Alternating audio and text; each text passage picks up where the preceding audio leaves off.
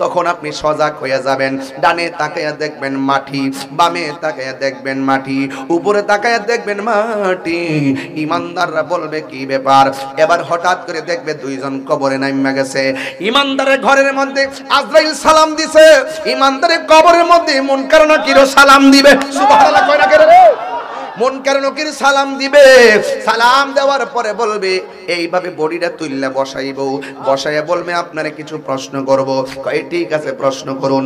এক নম্বর প্রশ্ন করা হবে মার রব্বুকা, তোমার রব কেডা? সে বলবে রব্বি আল্লাহ, আমার রব হলো আল্লাহ। ওয়া মা দীনুকা, তোমার দিন কি? কয় দিনিয়াল ইসলাম, আমার দিন হলো ইসলাম। আর একটা প্রশ্ন করবে, ওয়া মা কুনতা তাকুলু ফি হাক্কি হাযার রাজুল, এই যে কবরের মধ্যে লোকটা বসে আছে, এই লোকটা সম্পর্কে তুমি কি ধারণা করতা? ইমানদার বলো, আরে এইলা তো সেই নবী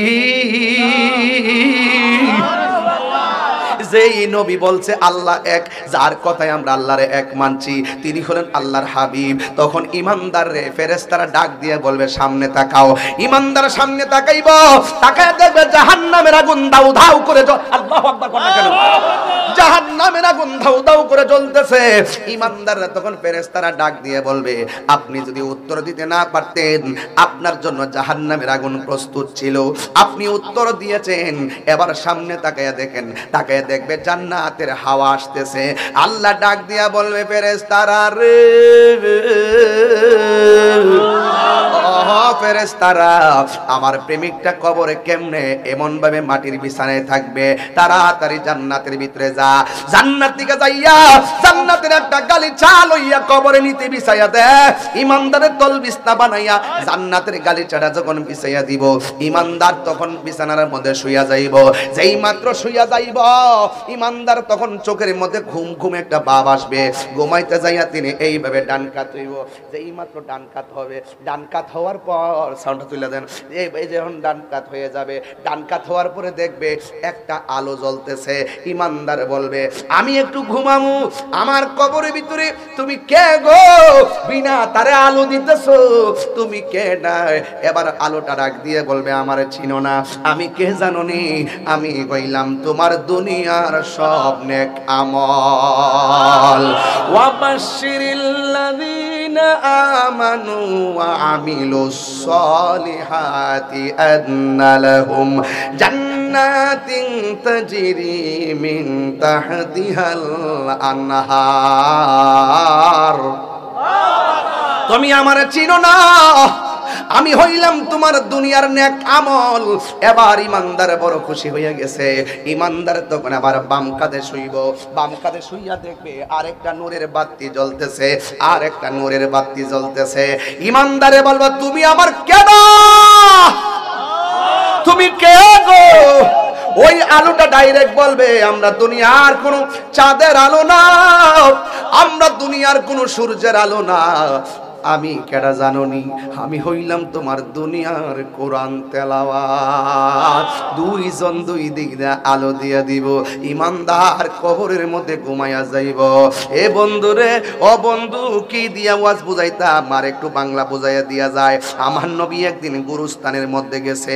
আমি যে একটু আগে ওয়াজ করছিলাম, ওমাইয়াস্তাবিল আহইয়া ওয়ালাল আমওয়াত, যারা জিন্দা যারা মুর্দা তারা এক না। ইন্নাল্লাহা ইউসমিউ মাইয়াশা, নিশ্চয়ই যারা ইমানদার, যারা যাকে আল্লাহ ইচ্ছা করে তাকে আমার আল্লাহ ওই কবরের আযাব দেখার ক্ষমতা দেয়। তাই তো আমার নবী, আপনার নবী রাহমাতুল লিল আলামিন একটা গুরুস্থানের মধ্যে গেছে। গুরুস্থানের মধ্যে যাইয়া আমার নবী তাকায়া দেখতেছে। গুরুস্থানের যে কবরের দিকে তাকায়, আমার নবী শুধুমাত্র মুস্কি হাসি দেয়। সাহাবীরা, আল্লাহু আকবার জোরে হবে, সাহাবীরা ডাক দিয়া বলে, ইয়া রাসূলুল্লাহ, নবী গো,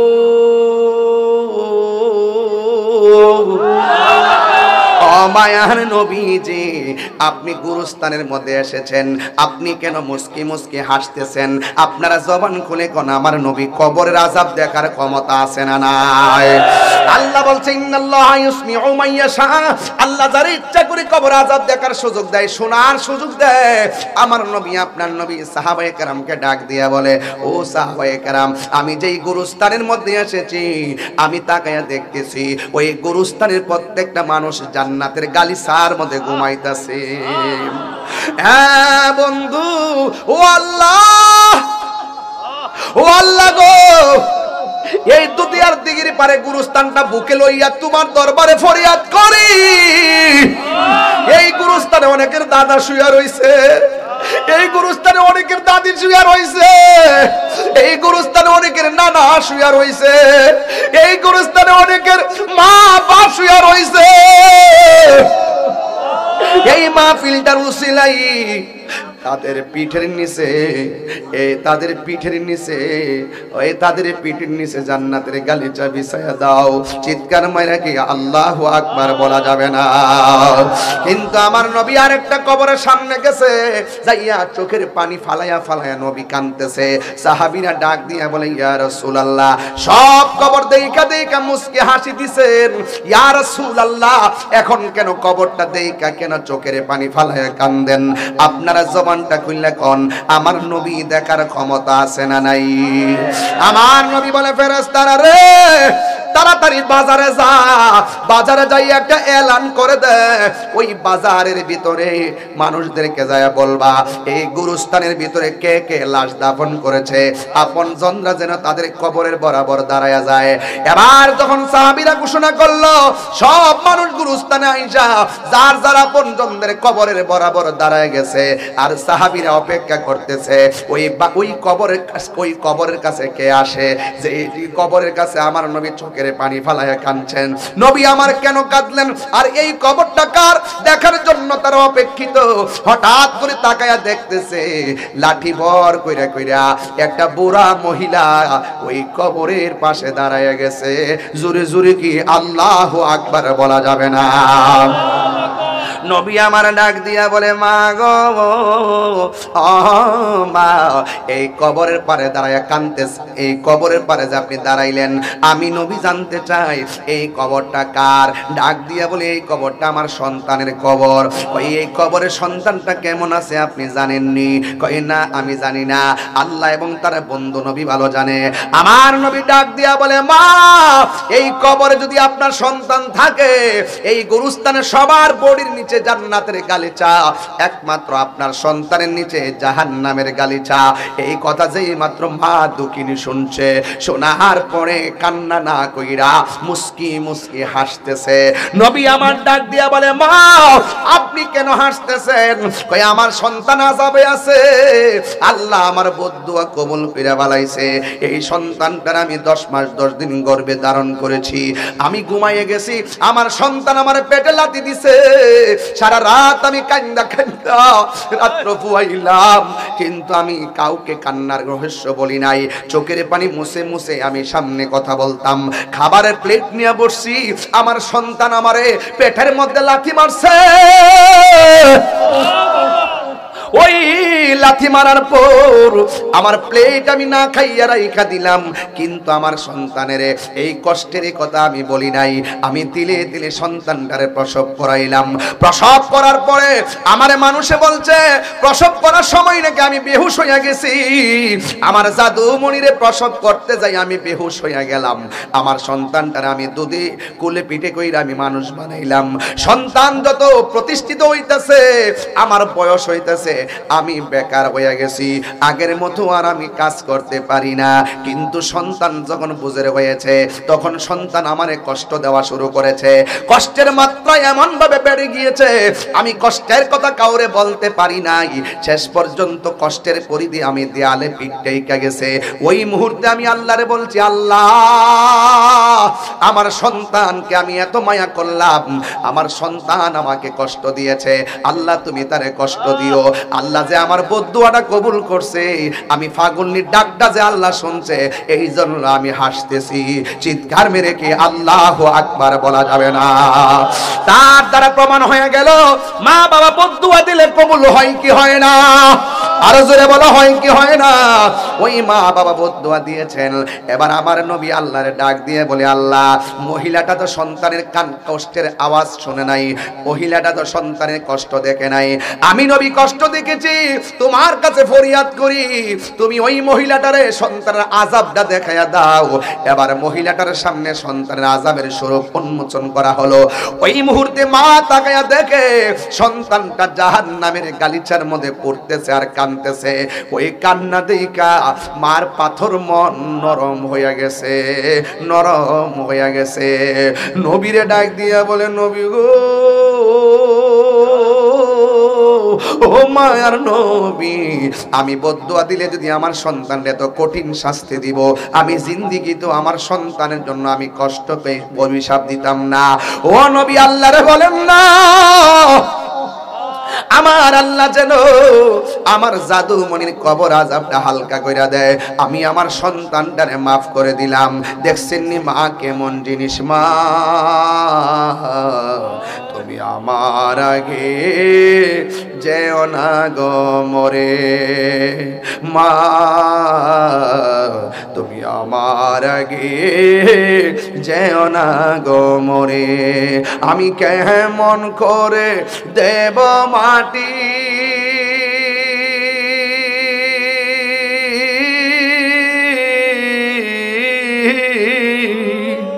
আমি কেমন করে দেব মাটি তোমারি কবরে, মা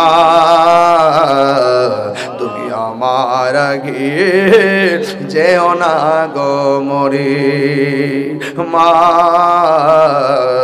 তুমি আমার আগে যেও না গো মরে। যখন রাত্রি নিঝুম নেই চোখে ঘুম, একলা শূন্য ঘরে তোমায় মনে পড়ে মাগো, তোমায় মনে পড়ে মাগো, তোমার মতো লয় না কেহ আমায় কোলে টানি, আঁচল দিয়ে মুছে না কেউ, আঁচল দিয়ে মুছে না কেউ আমার চোখের পানি, হায়রে মা জননী আমার, হায়রে মা জননী। মার দোয়া কাজে লাগেনি? আপনি যদি গুনাহ কইরালান, আচ্ছা আপনি যদি কোনো পেরেশানিতে থাকেন, যদি মনে ধরুন আপনার জ্বর উঠছে, ওষুধ যাই খান, মা যখন মাথায় হাত বোলায় দেয়, শান্তি লাগেনি?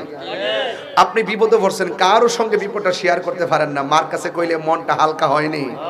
এই যে দেখেন তো মা, আপনি যে পাপ কাজও করেন, এমন কিছু গুনাহ করছেন, আল্লাহর কাছে গোপনে গোপনে প্রার্থনা করতেছেন, কিন্তু মনের অশান্তি দূর হয় না, আপনি আপনার মারা যায় বলবেন, আম্মা আমি এটা গুনাহ করে ফেলাইছি, আপনিও আল্লাহর কাছে একটু কর না, আল্লাহ যেন আমার মাফ করে, আমিন কইতেন না? কারণ মা বাপের দুয়ার মাঝখানে কোনো পর্দা থাকে না।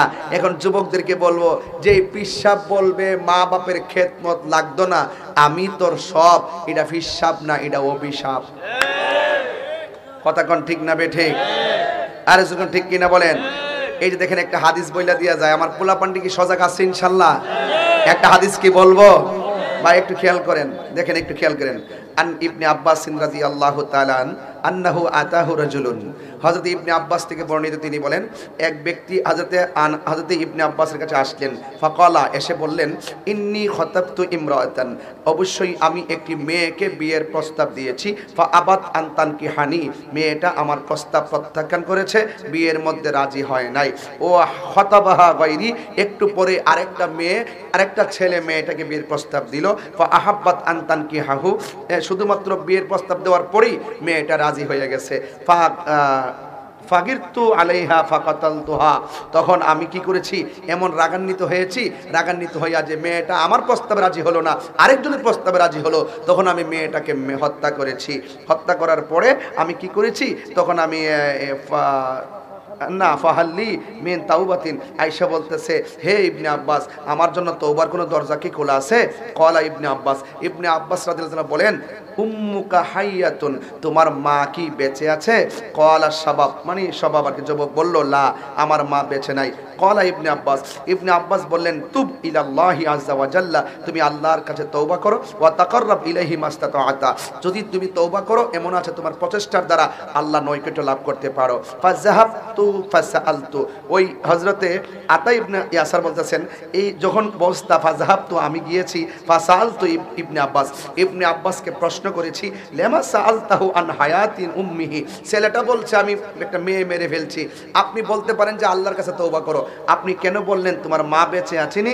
ফাকালা ইবনে আব্বাস রাদিয়াল্লাহু তাআলা বললেন, ইন্নী লা আ'লামু আমালান আকরাবু ইলাল্লাহ আকরাবা ইলাল্লাহ, আল্লাহর কাছে এই আমলের চাইতে অতি উত্তম আমল বা অধিক আমল আমি এর ব্যাপারে এর চাইতে বেশি জানি না। ওই আমলটাই আল্লাহর কাছে গ্রান্টেড হয় যদি কোনো সন্তানের মাঝে মিন বিররিল ওয়ালিদা, যদি কোনো সন্তানের মাঝে মা বাবার মহব্বত থাকে। চিৎকার মেরে কন্যা সুবহানাল্লাহ। মানে বুঝাইছে তুমি যত পাপই করো তোমার মার কাছে যাও, মার কাছে যাও, তোমার মা বেঁচে আসেনি, যাই এটা শেয়ার করো। তার মানে বোঝা গেল মা এবং বাবার দুয়ার মাঝখানে কোনো পর্দা থাকে না। ওই মা বাপের মনে কষ্ট দিয়া আমি তাহিরির সামনে বসে ওয়াজ শুনবেন, আপনার মতন শ্রোতা তাহিরির দরকার নাই। আমার বাড়িতে শৈল মাছ নিয়ে যাবেন আর বড় বড় গরু লয়ে যাবেন, আপনার মতন মুরিদ আমার দরকার নাই। এই জন্য যে পীর বলবে মা বাপের খেদমত লাগতো না, আমি তোর সব, এটা পিসাব না, এটা সকাল বেলার বাই পেশাব। ঠিক কি না কোন?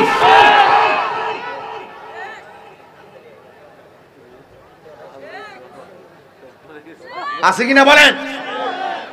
এইরকম ভণ্ডামি চলবে? মা বাপের মনে কষ্ট দেওয়া চলবে? বাপের মনে দুঃখ দেওয়া চলবে?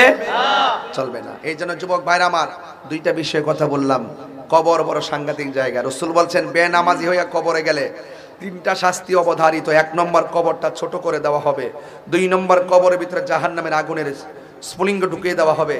3 নম্বর, কবরের ভিতরে সাপ বিচ্ছু দেওয়া হবে। এই জন্য আমরা কোনোদিন নামাজ ছাড়বো, ইবাদত হবে একজনের, তিনি কে? মা বাবার খেদমত করবেন। আমি চেষ্টা করেছি আপনাদেরকে অত্যন্ত বালাগাত মান্তিকের কায়দা কলিলুল মাবানি কাসরুল মানির আলোকে আমি কিছু কথা বলার জন্য। আল্লাহ পাক যেন আমাদের সকলকে, ও ভালো কথা, এখানে একটা গজলের বই আছে, নিয়ে যাবেন, অনেক সুন্দর সুন্দর গজল আছে। ও তোর পিছু পিছু ঘুরছে সমন, কোন দিন জানি তোর হবে সমন জারি, দেখ না মন জাক মারি এই দুনিয়াদারি। নিয়ে যাবেন ইনশাআল্লাহ, নিয়ে যাবেন।